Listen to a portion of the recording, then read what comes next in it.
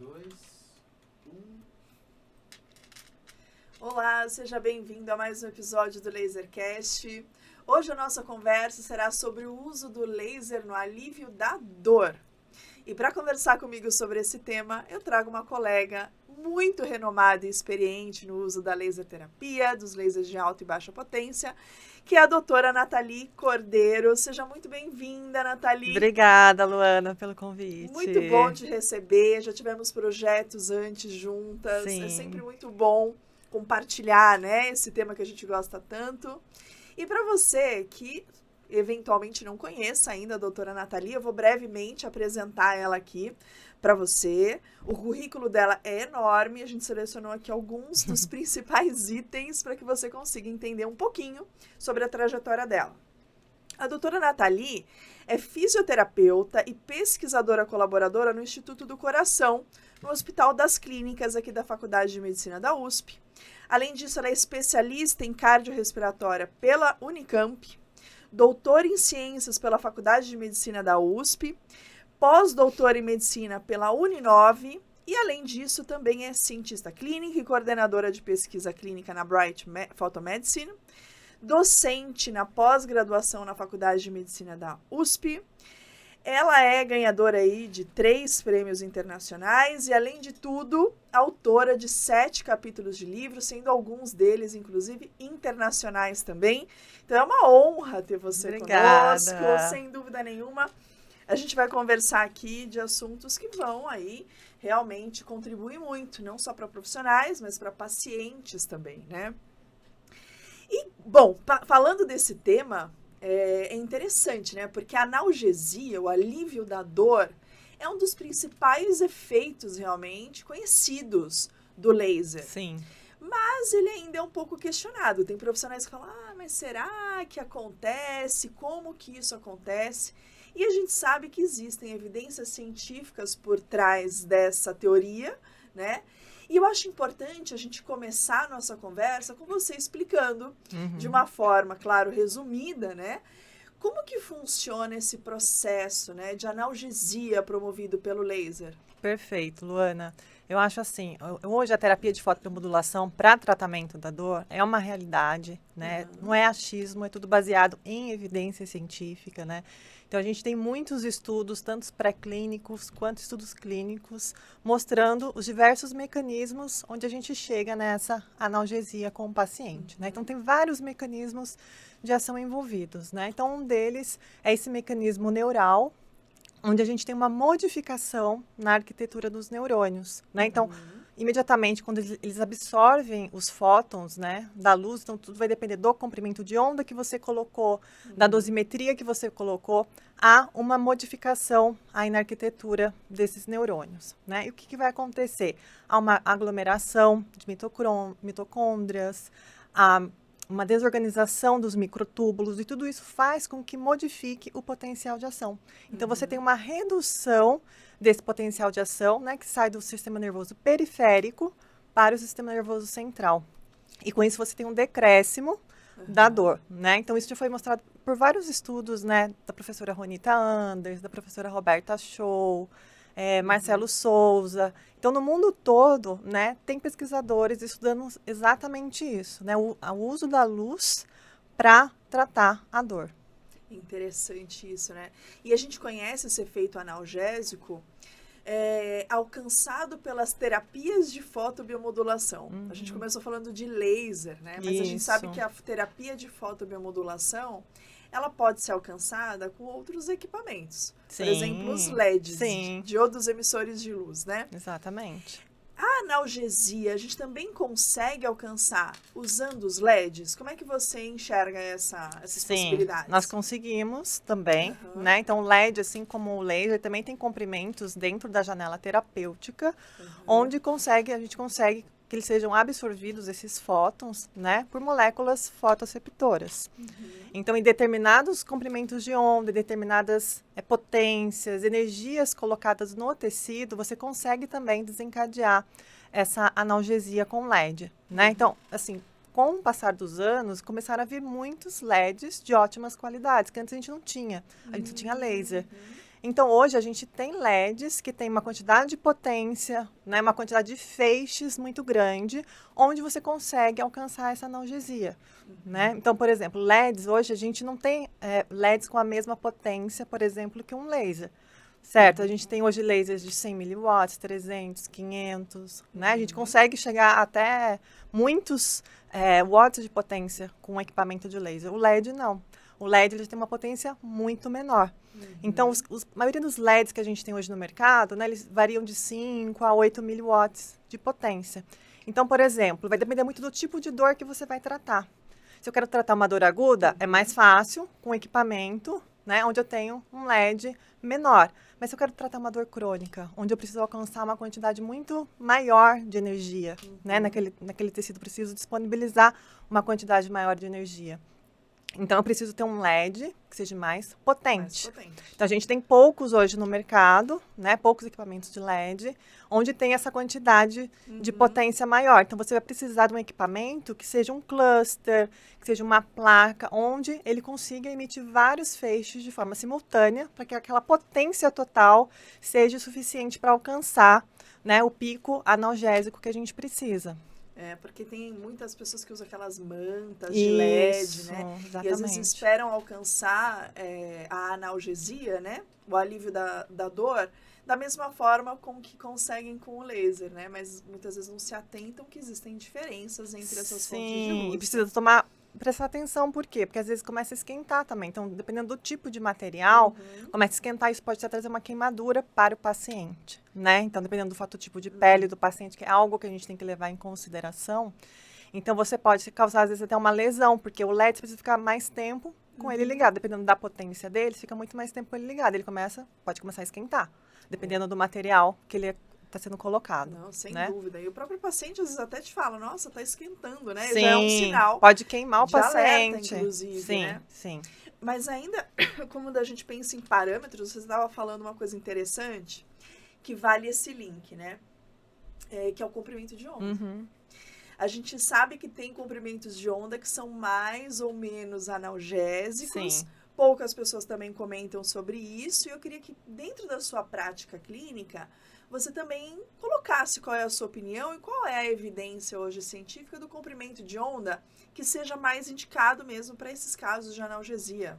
Correto, perfeito. Então, assim, a analgesia a gente sempre vai buscar, né, a faixa do espectro onde a gente tem os comprimentos de onda no infravermelho próximo, né? Qual que é? É a partir de 700 nanômetros, tá? As evidências de todos os estudos pré-clínicos e clínicos demonstram para a gente que a partir do comprimento 808 nanômetros, tá? Até mais ou menos 980, é onde a gente consegue ter os maiores picos de absorção, né? Pelas moléculas fotoreceptoras, tá? Que vão desencadear os mecanismos primários, secundários, e aonde também tem uma interação muito importante com o neurônio. É o comprimento de onda infravermelho. Então, é determinante num processo onde você quer trazer analgesia para o paciente, você usar um comprimento infravermelho, tá? Então, hoje tem vários estudos clínicos randomizados, meta-análise, mostrando até para diferentes situações clínicas quais são os comprimentos de ondas que são mais evidenciados. Então, por exemplo, uma osteoartrite de joelho, a gente sabe que a partir de 780 até a faixa de 980 são os comprimentos de onda que melhor vai atuar naquela patologia. Tá? Então, a gente tem isso hoje muito bem claro para algumas afecções, né? Principalmente as que acometem mais a população brasileira e mundial. Porque às vezes eu escuto de pessoas assim, ai, poxa vida, o paciente está apresentando uma ferida, seja em mucosa, seja em pele, fala, eu fiz o comprimento de onda vermelho, porque tem uma indicação maior para reparo tecidual, e o paciente já sentiu a analgesia. É que não é que o vermelho não tem, exatamente. Né? O vermelho ótima tem. Colocação. Mas eu queria que você explicasse também isso. Não é que não tem, mas a gente tem mais, exatamente. Né? Não, ótima colocação. Vai depender muito qual é a causa daquela dor. Da onde está vindo aquela dor? É por conta de uma lesão de mucosite, é por conta de uma lesão por pressão, é uma lesão de um pé diabético. Então, tudo vai depender da causa. Ou a causa é uma dor neuropática que veio por conta de uma lesão, por conta de uma herpes zoster, por exemplo. Tudo vai depender da causa para a gente conseguir determinar qual o melhor comprimento de onda para aquela situação, né? E a densidade de energia, a potência que a gente vai colocar. E o tempo, frequência das aplicações. Precisa entender qual tecido que você vai irradiar. Tudo isso é determinante para a gente desenhar o protocolo. Né? Exatamente. Exatamente. Exatamente. Isso que as pessoas às vezes ficam meio perdidas, porque Sim. querem seguir o protocolo pronto. Isso em praticamente todos os podcasts Sim. a gente comenta, né? Sim. E não existe uma Não receita. existe. Eu, por exemplo, como cosite, eu começo fazendo o vermelho, que é o protocolo mesmo Sim. de reparo, que Sim. que a gente quer realmente acelerar e alcançar naquele grupo de pacientes. Mas aonde eu percebo que ainda não consegui a analgesia, eu volto e irradio com infra. Exato, A gente perfeito. pode também mesclar isso, Associar. associar, né? Eu faço muito isso também, Luana. Por exemplo, pacientes que têm lesão por pressão, né? Vamos dar um exemplo aqui. Pacientes com lesão por pressão, aquelas úlceras de decúbito que ficou muito tempo deitado, abriu lesões, abriu ferida, né? Eu começo usando ali o vermelho, mas normalmente eu gosto também de irradiar ao redor da área que está íntegra, ao redor da lesão, o infravermelho. Às vezes o paciente tem pontos também de trigger points. Às vezes passa por um procedimento cirúrgico, ele tem pontos distantes de trigger points, a gente irradia também. Porque o infravermelho ele vai ajudar essa microcirculação local, né? Vai ajudar todo o aporte ali que a ferida precisa também de oxigênio e de nutrientes. Então, ele vai levar também para aquela região, tá? Então, é óbvio, a gente vai usar o vermelho, vai ajudar ali a cicatrização, né? O colágeno, os fibroblastos indo para aquela região. A dor também vai melhorar. Eu também estou atuando no processo inflamatório, né? Só que a dosimetria que a gente vai estar colocando é diferente quando eu tenho uma outra causa de tipo de dor, né? Por exemplo, uma dor que vem de uma fascite plantar, uma dor que vem de uma lombalgia, que a causa são outras, né? Então, o infravermelho, nesse caso, é predominante esse comprimento de onda para poder tratar esse tipo de lesão, tá? Então, são coisas, assim, diferentes. Eu preciso entender a causa para determinar. Não, aqui vai se beneficiar melhor com o vermelho e depois, eventualmente, eu posso usar associado junto o infravermelho. Não, esse outro caso, não. Esse outro caso... É 100% infra. É 100% infra, né? Posso usar o vermelho junto, mas eu preciso ter o comprimento infravermelho, né? Porque é ele que vai trazer mecanismos, né, vários mecanismos aí que já estão descritos na literatura para entregar essa analgesia. É o comprimento infravermelho. Um clássico até, que eu acho que vale o exemplo, porque ficou famoso nas redes, né? Aquela dor insuportável de uma pessoa que pediu eutanásia, né? Eu fiquei sabendo assim por cima, que é da nevralgia. Sim. Né, dizendo que não aguentava mais a dor e que terrível. preferia morrer. E a gente sabe, por exemplo, que pelo menos na minha prática, eu não sei se você faz diferente, eu uso muito o infravermelho, né? Ele como minha primeira eleição e eu sigo nesse tratamento com infra para casos de nevralgia do trigêmeo. E a gente tem resultados incríveis. E a resposta rápida. E uma resposta rápida, né? Eu acho que até nesse link vale você pontuar, não dá pra gente falar de todos, mas vale você pontuar alguns das principais indicações clínicas hoje que a gente tem para o uso do laser no alívio da dor.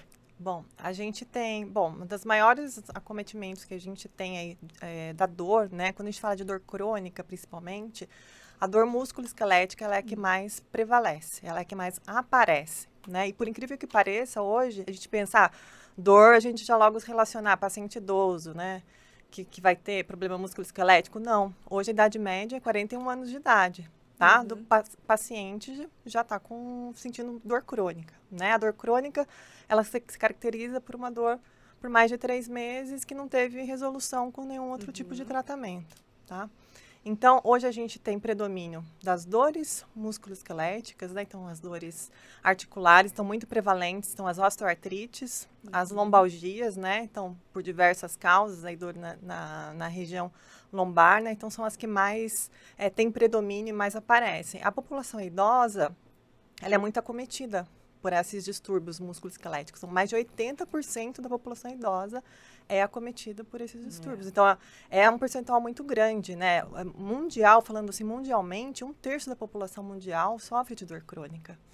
Tá? E população brasileira, 39% da população brasileira tem dor crônica. Então, é muita gente sentindo dor. E, às vezes, é sentindo dor a vida toda, né? E ela acha que é normal ela sentir dor. E é uma dor que chega um momento que as medicações não suprem.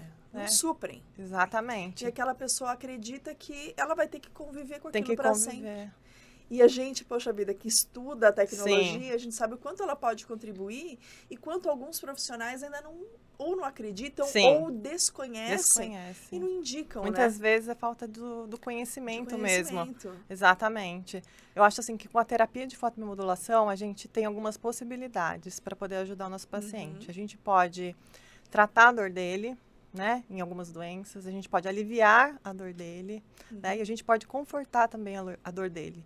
Então, acho que a gente tem algumas ferramentas, né, que a gente pode ajudar, dar um plus no tratamento que ele faz. Né? A gente é só mais um braço para poder ajudar esse paciente. Sem dúvida. E você, eu já sei a sua resposta, mas eu acho que é importante você pontuar aqui também. Você tem indicado isso só para adultos ou a gente também consegue ajudar o público infantil, né? Sim. Que muitas vezes tem traumas, tem dores, às vezes não consegue nem expressar e explicar a origem da dor. É verdade. Quais são as possibilidades? Existe possibilidade de ajudar também o público infantil? Sim, sim. A gente usa, embora assim, a gente tem poucos estudos clínicos, né, com esse público neonato, crianças, né? Uma quantidade de estudos clínicos menores, né? Mas a gente tem evidências. E a gente até começou lá atrás, né? Quando eu comecei com a professora Cristina Chavantes, a gente começou a estudar a dosimetria para criança, porque a gente sentiu uma necessidade de várias áreas, né? Querendo resolver alguns problemas e que aquilo não tinha uma solução, né? Então, a gente foi estudar também no Instituto de Física aqui da USP, dosimetrias que fossem seguras, onde a gente conseguisse entregar uma quantidade de energia que fosse resolutiva para esse público, né? E que fosse seguro, porque é uma dosimetria diferente que a gente vai usar para um público infantil, para o público adulto, não é a mesma coisa, né? Como se a gente estivesse entregando uma medicação. A gente não dá a mesma quantidade, miligramagem de medicação para um adulto e uma criança, né? Então, é a mesma coisa, a dosimetria é diferente, né? Então, pela faixa etária mesmo. Então, se a gente tem um recém-nascido, eu trato desde, assim, de recém-nascidos, né? Com um dia de vida até crianças, né? Adolescentes. Então, existe essa possibilidade, né? A gente tem algumas patologias que acometem mais. Então, por exemplo, a gente sabe que criança cai muito. Então, fraturas, né? Pós-operatório, dá pra gente fazer.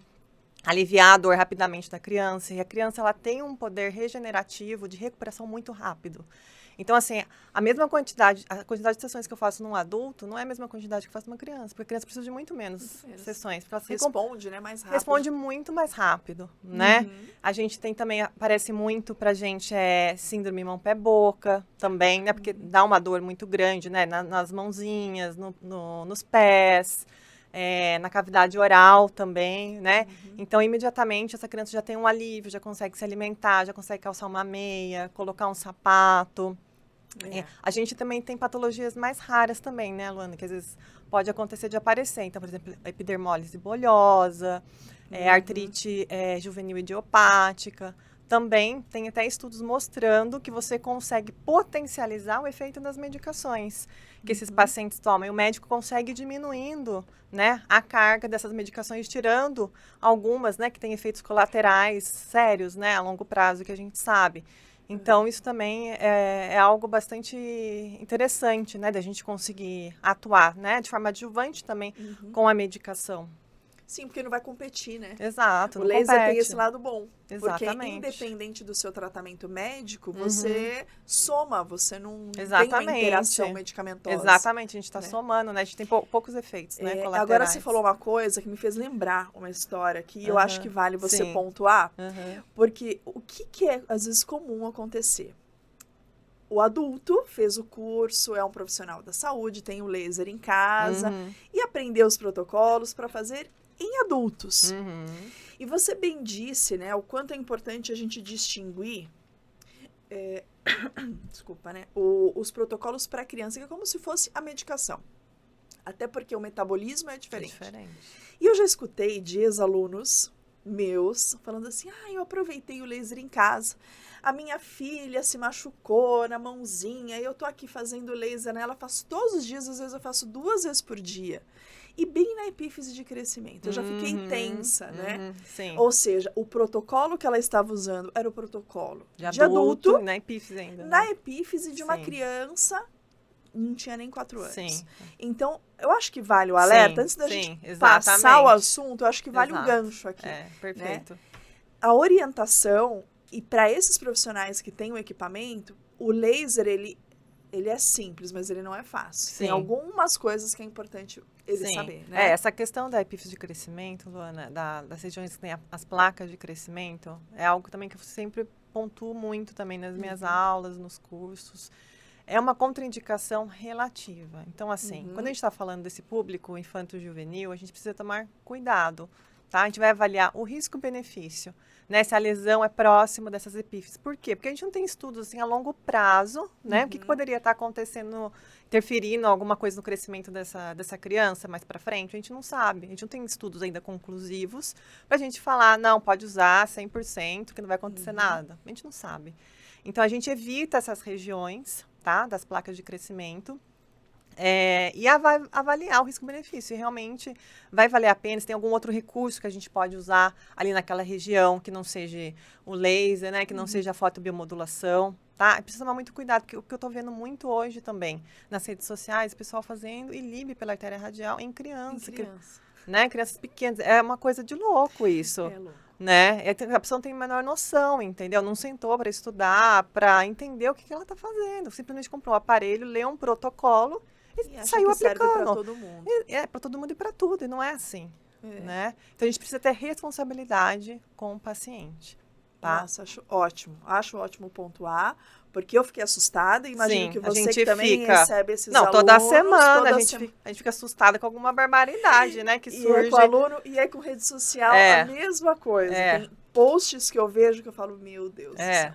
A pessoa não que sabe. Desserviço. Não tem noção, né, do risco, né, que pode estar causando na vida daquela pessoa. Pois é.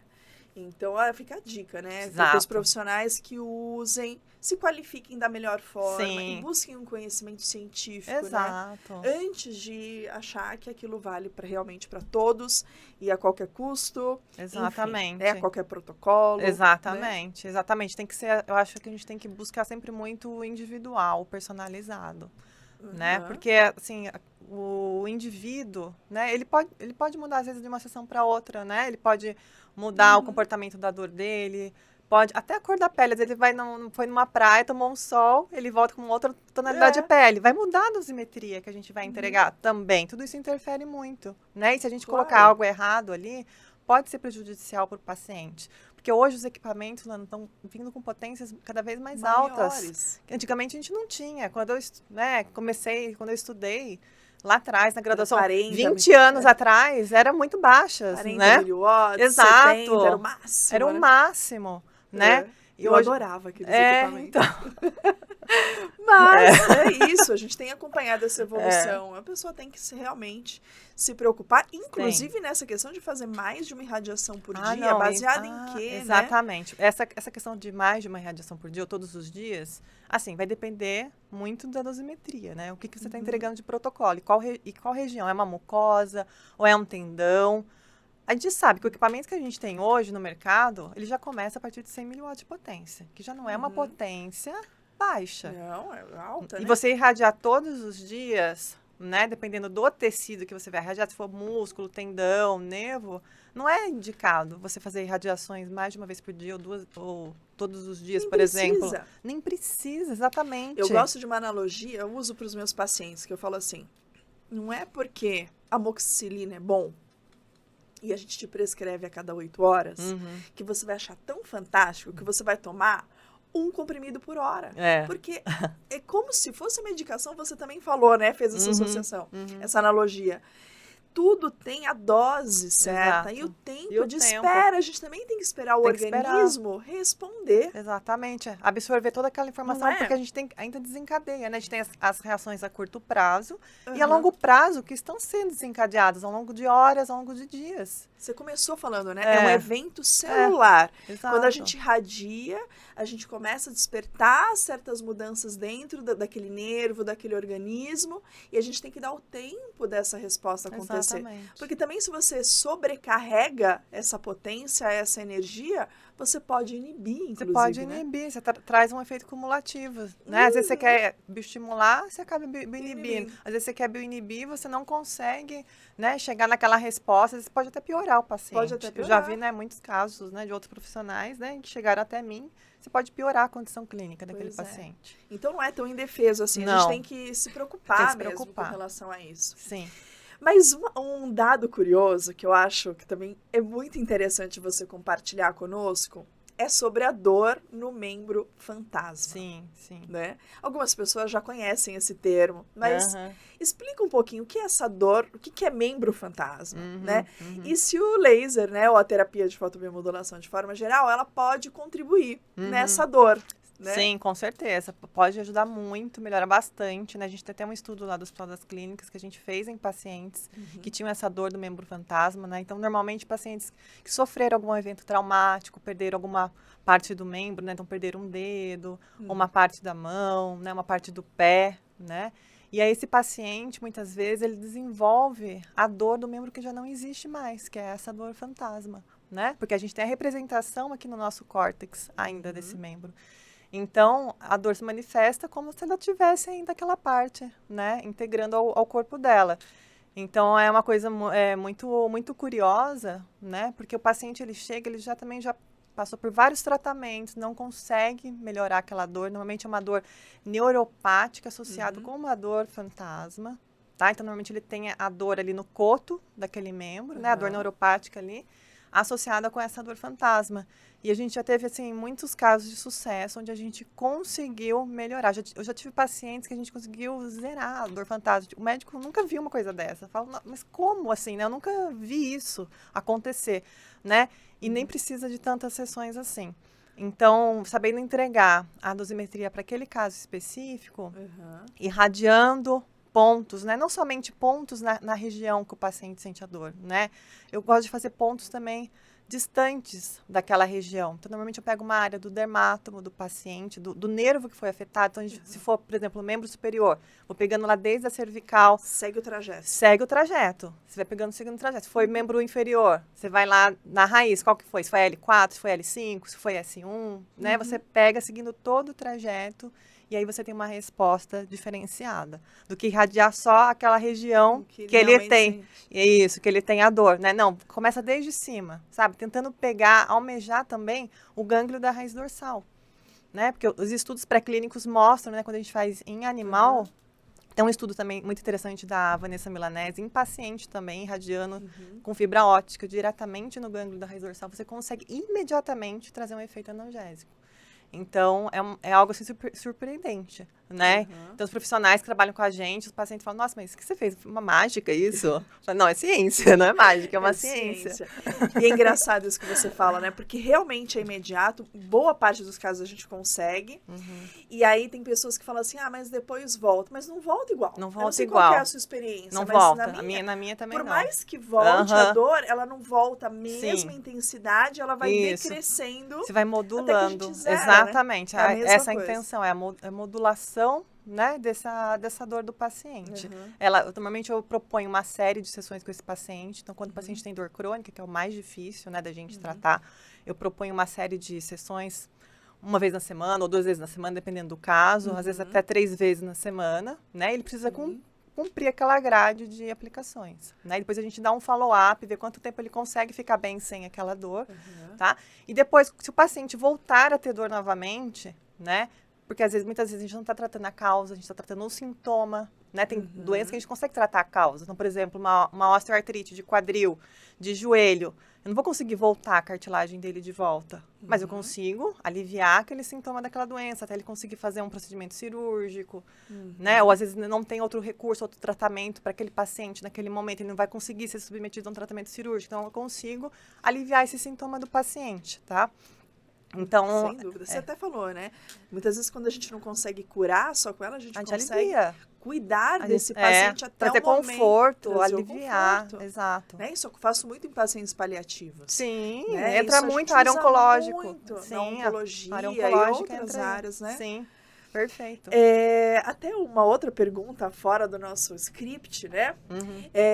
Um outro grupo, né, Nathalie, que usa muito, que assim, pode se beneficiar muito dessa tecnologia são os atletas. Sim. A performance, porque é um Performance. grupo de pessoas que está aí praticamente Não, escancarado lesão neles todo aí. dia. Lesão, É lesão todo é uma dia. sobrecarga músculo-esquelética. Sim, sim. E a gente sabe que tem ficado popular, né? O uso das Sim. fontes de luz Sim. para a performance dessas Sim. pessoas. Muitos atletas Você usando. tem essa experiência, né? Sim, muitos atletas usando, né? A gente também está começando também um estudo clínico aqui em São Paulo com atletas do futebol, mas assim, já tem muitas evidências em vários tipos de esportes, né? Onde você consegue adiar a fadiga do atleta. Então ele consegue ficar muito mais tempo, por exemplo, numa atividade física, sem se lesionar da maneira que ele se lesionava. Então, é muito menos incidência de lesões, né? No membro que ele usa muito, né? Então, se a perna é a atividade, né? Que ele mais utiliza para aquele esporte. Então, por exemplo, o jogador de futebol utiliza muito aqui a região anterior, posterior, né? Isso, Da perna. tudo. Panturrilha, exatamente. Então, a gente irradia esse grupo muscular, Sim. né? E os estudos mostram que você pode fazer tanto pré, né? Então, é um protocolo que a gente chama pré-fadiga e pós-fadiga. Por exemplo, pode irradiar antes do exercício e após o exercício também. Então, você consegue diminuir níveis de creatina quinase, de lactato, né? Então, você consegue disponibilizar mais energia, né, para aquela célula. E você consegue lesionar, fazer com que aquele atleta lesione menos. Lesione menos. Lesione ele menos. fique mais resistente. Mais né? resistente, exatamente. Então, tem um recovery, né? A gente fala recovery mais rápido daquela musculatura. Então, aplicando imediatamente, assim, após as primeiras horas, pós-atividade, né? Após o jogo do atleta, a gente consegue fazer com que ele tenha um poder, né? De recuperação daquela fibra muscular mais rápido, quando ele faz a sessão. Então, tudo isso é medido bioquimicamente também. Não é só um relato, tô com menos dor, tô com mais dor. Não, a gente consegue ver marcador bioquímico. Tem trabalho, modificando. né? Científico. Exatamente. Mostrando. Marcador bioquímico. Termografia também é uma coisa que usa muito. Né? Então, você consegue ver o processo inflamatório ali diminuído, a microcirculação melhor daquele membro. Né? Então, tudo isso tem evidência. Sensacional. E não tem doping, né? Exato. Então, essa é a vantagem, né? Não dá para pegar num doping. E não tem doping, olha só. Ó, discórdia. Essa é a vantagem. Essa é a vantagem de você conhecer, você atleta, conhecer um profissional aí bem que habilitado, né? Mas pra Verdade. gente finalizar, é uma conversa que pra mim não teria fim, porque eu adoro esse tema, né? Eu queria que você comentasse a sua percepção sobre a aceitação dos pacientes com relação a essa tecnologia. Né? Eu acho assim, que os pacientes eles têm uma aceitação muito boa, principalmente quando eles já veem uma resposta imediata da terapia. Né? De uma sessão para outra, você já vê uma evolução do paciente. Primeiro, porque é um tratamento que não é invasivo. Não vai doer, não vai cortar, não vai perfurar o paciente. Né? Então, ele tem essa vantagem de não ser invasivo. Efeitos colaterais são poucos, né? A gente tem poucas também contraindicações, né? Então, tendo uma boa indicação, você consegue fazer desde um bebê, né? Como eu mencionei, até um idosinho, né? Então, a resposta é muito positiva, porque o paciente ele fica animado, fala, nossa, eu nem senti nada, né? Nem doeu para fazer e já estou sentindo uma melhora. Né? Eu tenho paciente que quer comprar o laser. Fala assim, por favor. Muitos querem ter em casa. Eu gosto tanto. Eu não vou deixar de vir aqui, mas eu quero fazer em mim, em casa. Sim. Muitos querem ter em eles casa. Realmente gostam, né? Sim, a gente tem casos também que a gente atende o paciente de forma domiciliar, né, Luana? A gente sabe que tem pacientes que não tem nem condição de chegar até o consultório, até a clínica. Isso, porque estão acamados, né? Já tive vários casos assim, que eu fui até a casa do paciente, fiz lá no leito, na caminha dele, até ele começar a se levantar. Então, tem isso também. Mas a aceitação, ela costuma ser muito boa. Quando o paciente dor crônica, eu sempre falo, tem que vir toda semana. Não adianta vir um dia e sumir, depois de um mês vir de novo. Porque a dor crônica, ela é difícil. Não vai ser uma sessão, é uma dor que ele sente há tanto tempo, não vai ser não é um milagre. Não é um milagre. Então, eu falo para eles, vocês têm que vir pelo menos uma vez na semana. Porque eu preciso ir modulando esse sistema nervoso, né? Aos poucos. Claro. Não dá para vir uma vez e sumir, né? Então, eu tenho essa combinação com o paciente. Eles têm que se comprometer a fazer o tratamento certinho, né? Integralmente.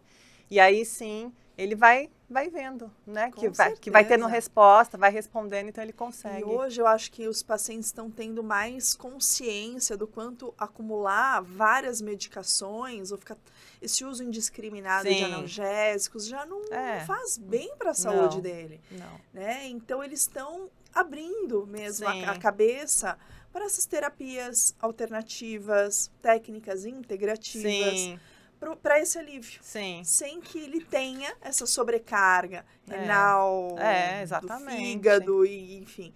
Porque ele não tem esses efeitos adversos que ele Sim. tem com as medicações. Exatamente, Então, acho que nesse né? sentido também vem uma aceitação boa. Vem, né? Então, essa crise de opioides, né, que aconteceu aí. Até porque né? você também falou, poxa, muitos são paliativos ou já são idosos, a gente faz atendimento domiciliar e já são pacientes polifarmácia. Sim. Eles falaram, eu nem sei mais o que tomar. Eu já tentei, tomei um monte de medicação e realmente não tem mais alternativa. Exatamente. Aí a gente entra mesmo com essa alternativa Exatamente. aí, local, né? E que tem um efeito tão benéfico, né, para a saúde desses pacientes. Não, é muito bom. Lá no HC, a gente trabalha com o pessoal do grupo da dor, né? Com o grupo do professor Dr. Hazen Hashimalvi. Então, lá eles encaminham esses pacientes, né? São pacientes que já passaram por todos os tratamentos. Assim, é uma lista de remédios. Eles entregam páginas de remédio que eles tomam, né? Que bacana. E aí, os médicos conseguem ir diminuindo as medicações, a carga de medicações que esses pacientes tomam, porque eles começam a tratar com a gente, fazer a terapia de fotobiomodulação. Impressionante. Então, eles ficam super animados, né? Então, ele encaminha os pacientes, se tiver indicação, a gente pega e faz, e ajuda muito, porque os pacientes, você vê que eles não querem sair do tratamento. Ai, doutor, mas já acabou, não posso fazer mais uma, foi tão bom pra mim. Não dá para continuar, né? Porque os pacientes vão melhorando, a gente vai chamando outros, né? Porque é uma fila gigantesca, né, de pacientes. É que uma passam. fila, e essas pessoas que se interessam têm que entrar em contato direto com a Faculdade de Medicina, né? Da USP. Isso. Que tem essas vagas. Exatamente, exatamente. Aí a gente tem que passar por um médico lá dentro e encaminhar pro grupo de dor. Porque né? às vezes, de repente, quem está ouvindo procura Sim, você e não é você que faz a triagem. Exatamente, né? exatamente. Existe todo um processo dentro da universidade, mas que é aberto ao público, né? Sim, sim, sim.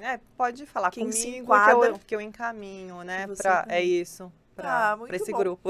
Deixa então o seu contato das redes sociais, como que as pessoas podem te encontrar. Sim, então nas redes sociais eu estou no Instagram como doutora Nathalie Cordeiro, Nathalie com TH, então tudo junto. E meu e-mail é natcordeiro@gmail.com, Nath com TH também. Ai, que bom, sem dúvida nenhuma muitas pessoas vão, olha, te procurar, né? Porque quem que nunca sentiu ou não conhece alguém, né, que tenha dor, né? uma dor Sim. que não passa. Todo né? mundo já sentiu dor alguma vez na vida. Com ou vai certeza, sentir, ou depois vai que sentir. vai É bom guardar o contato, da sua vez. Porque é uma coisa muito útil e que, assim, já tem muito trabalho, mas a gente tem contribuído para que essas evidências se fortaleçam. Exato. E a gente consiga afirmar isso e encontrar protocolos cada vez mais precisos e melhores para as diferentes indicações clínicas. Exato, né? é por isso que a gente estuda tanto, né? E eu gosto muito da pesquisa por conta disso, para a gente conseguir melhorar cada vez mais, sabe? Sem dúvida. Os protocolos e ajudar mais os pacientes a trazer mais qualidade de vida, né? Concordo. Acho que é isso. Concordo. Né? Estou de acordo. Muito bem, foi ótimo, Nathalie. Nossa, uma alegria te receber aqui. Obrigada. Antes da gente começar, a gente já até pensou em outros temas. Sim, então eu tem tanta coisa para falar, né? Poder te receber outras vezes, em outros encontros aqui. Será um prazer. Porque tem muitos temas que a gente precisa, com calma, também abordar. Sim. E oferecer mais informações para quem está assistindo. E para você que ficou conosco até agora, eu agradeço a sua participação e te convido para nos assistir aí no próximo episódio. Até lá. Muito bom!